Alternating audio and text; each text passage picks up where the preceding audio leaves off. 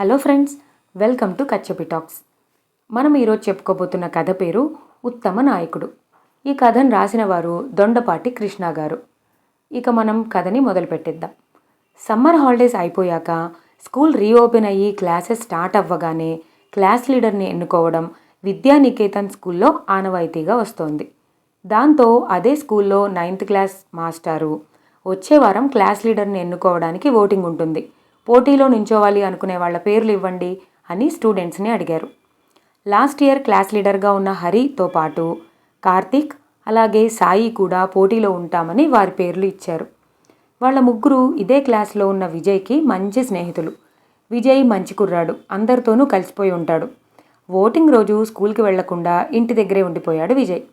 అది చూసి స్కూల్కి టైం అవుతుందిగా, ఇంకా రెడీ అవ్వలేదేంటి అని విజయ్ వాళ్ళ నాన్న అడిగారు. ఈరోజు వెళ్ళడం లేదు నాన్న అని విజయ్ సమాధానం చెప్పాడు.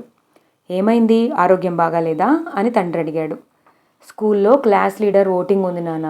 పోటీలో నుంచున్న వాళ్ళ ముగ్గురు నాకు ఫ్రెండ్సే.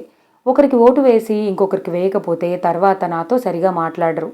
అదే నేను స్కూల్కే వెళ్ళకపోతే ఈ గొడవే ఉండదు కదా అని విజయ్ నసిగాడు. దానికి వాళ్ళ నాన్న, విలువైన నీ ఓటు వేయకపోవడం చాలా పెద్ద తప్పు విజ్జి, వెళ్ళి కరెక్ట్ పర్సన్కి ఓటు వేయి అని చెప్పాడు.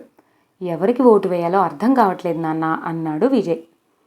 నిజమైన నాయకుడు ఎలా ఉంటాడంటే అందరినీ ఒకేలా చూస్తాడు, సపోర్ట్ చేస్తాడు, ప్రాబ్లమ్స్ని వింటాడు, తప్పు చేస్తే తగిన చర్య తీసుకుంటాడు.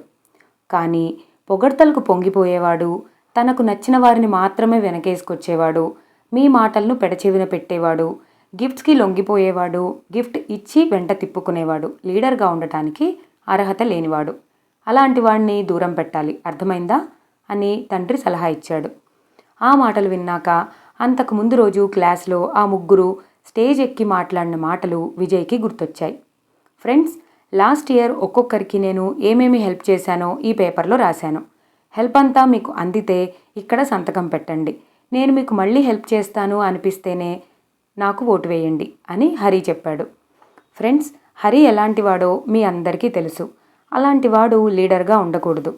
సాయి అయితే సైలెంట్గా ఉంటాడు, ఎవరితో సరిగా కలవడు. కాబట్టి వాళ్ళిద్దరూ లీడర్స్గా పనికిరారు. అందుకే నాకే ఓటు వేయండి.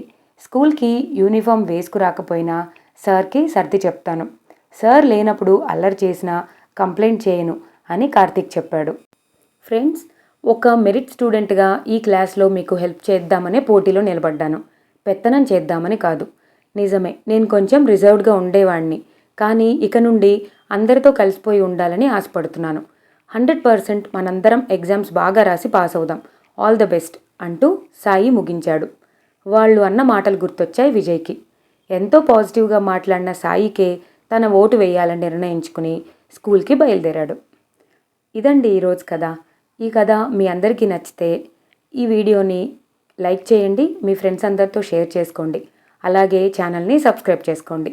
Thank you for watching.